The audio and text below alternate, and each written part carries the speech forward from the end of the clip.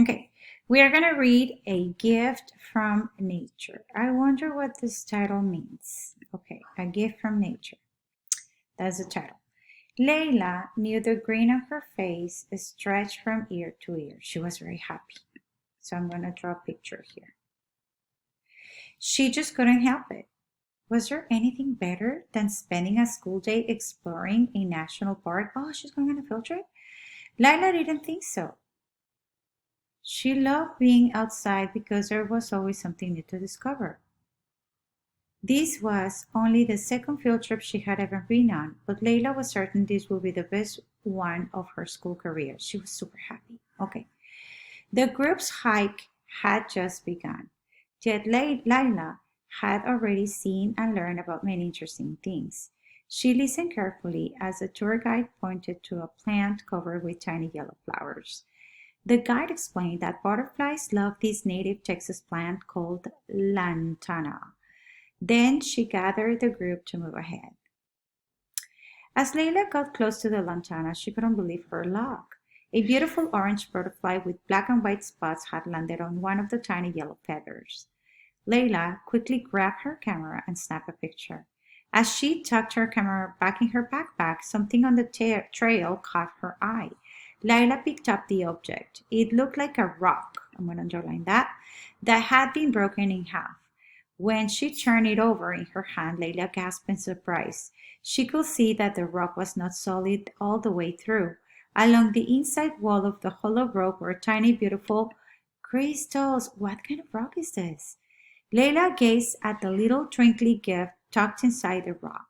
She was so absorbed in her discovery that she did not hear her classmate Cooper walking behind her. Cooper, leaned over Layla's shoulder and said, "You find a geode? Cool. So that's the name of this kind of crystal." Layla jumped. "A what?" she asked. "A geode. It's kind of a rock with crystals inside. That's a nice one. Quick, hide it before the tour guide sees it." "Why? What will happen if he sees it?" "Oh, this is Layla." And her camera and her classmates. Layla quickly shoved it into the pocket of her jacket. Then she turned, looking over her shoulder to see where the tour guide was. She breathed a sigh of relief when she saw the guy far down the trail with the rest of the group. So right here, that's the guy. "I'm not sure I should keep it," Layla said. "The tour guide might like to see it and tell us what she knows about it. Besides, don't you remember what she told us?" Cooper rolled his eyes. Yeah. Take only pictures, leave only footprints. That means don't disturb anything. But there are probably 1 million of these rocks laying around this area. Do you really think they're going to miss this one rock? You know what I think? It'll make an awesome souvenir." With that, Cooper jogged down the trail to catch up with the rest of the class. Would you follow Cooper's advice? What would you do if you were Layla? Or Layla? Layla bit her lip uncertainly. That's a fancy word. Like she wasn't sure. As her fingers touched the rock inside her pocket, she's thinking about it. Do I take it? What do I do? It will give me something to help me remember the trip, she thought. But Layla could not ignore the heavy feeling that had settled in her heart. Guys, listen to your heart. Take only pictures, leave only footprints. The tour guide's words played over and over in Layla's mind. I think she needs to reconsider it. As she stood on the edge of the trail, Layla suddenly noticed the cool breeze, and it comforted her. The sweet scent of the honeysuckle blossoms brought a smile to her face. The songs of nearby birds seemed to speak to her and tell her what she should do. Oh my God, what is she going to do? Carefully, Layla removed the geode from her pocket. I can make a prediction. She's going to show it to the tour guide. As she held it, she felt a heaviness lift from inside her. She smiled when the sunlight bounced off the crystals, sending the rays in 1,000 directions at once. "You sure are pretty," she murmured. She was still smiling as she looked ahead at her classmates, who were down the trail with the tour guide. As she started to jog toward them, Layla cradled the geode gently in her hands. They're going to ask me for this word later. What did she do with it in her hands? I know just who to show to you. You too, I'm sorry. Layla said with confidence as she ran to join the group and talk to the guide. What is she going to do? She's going to talk to the guide. Oh, I like this story. It's a nice story. Okay. So it says right here, let me move this a little bit. Here, this is better. Which words from paragraph 14 best helps the reader understand what cradle means? Remember, I told you they were going to ask us for that. Layla cradled the geode gently. Okay, so one strategy is to write it down. Layla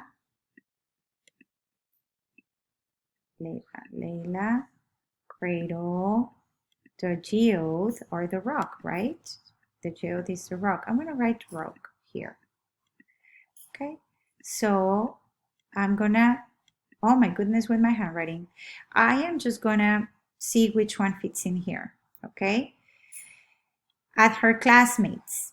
If I go back to my story, I underline this part right here, in her hands. She used her hands. In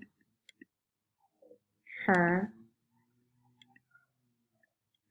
hands. So always go back to the passage. Okay, if you go back to a passage, you're going to get it right.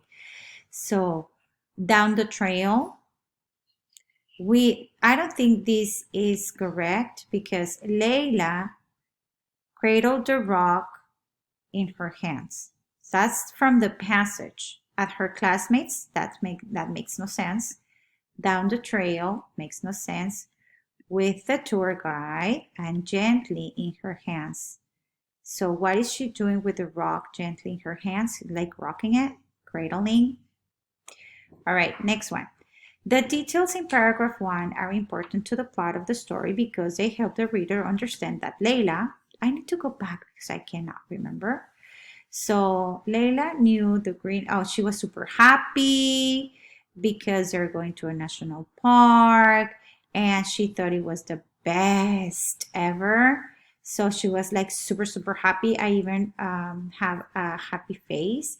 So the first paragraph is just to tell me that she was super excited about this field trip. I'm going to read my answer choices now that I thought about it. Is easy to please. I don't think that has nothing to do with it, right? There's not talking about that. Enjoys being alone. We don't know that. She might, but that's not what paragraph 1 is about. Loves and respects nature. That could be. She really loves it.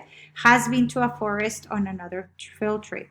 This is true, but we're not talking about which one of these is true. We're talking about which one of these is talking about paragraph 1. Okay, was there anything better than spending a school day exploring a national park? No, she loved being outside. Okay, she was certain this was going to be the best field trip ever. So which one of these two better fits that description? That she has been to a forest on another field trip? Maybe some of her classmates have and they're not as excited as she is. So this is not okay. This is the distractor, you guys. So she loves and respects nature, especially this part right here. She's truly happy about it. What is the main message of the story? Main message. Okay, the problem was that she had to make a decision about the rock or the geode. Would it be better to keep it or to show it to the guide? And she put it in her pocket and she wasn't feeling okay about it. And she was remembering what they said, like here, take only pictures, leave only footprints. It's like when your teacher or your mom give you advice and then you're trying to do something that goes against it and you're like, oh, and you kind of remember your mom's words or your teacher's words, and you're like, oh, you have this feeling in your heart that what you're doing is not that okay. So I guess the main message is just follow the rules, be obedient, listen to your I was gonna say supervisors, but now listen to your parents, listen to your teachers. Okay, let's see. Now that I have an idea, I can read this here. People do not always learn from the mistakes. She's not thinking about that. We're not talking about mistakes. She wasn't in trouble. Spending time outdoors can be rewarding. This is true, but I don't think that's the main message, because it's not about how she solved her problem or her dilemma. Rules are made for the safety of everyone. This one sounds about right. I'm going to put a check mark. It's because her dilemma was to follow the rules or not, or making the right choice can be difficult. You know what? This one is even better. Making the right choice can be difficult, but you can do it.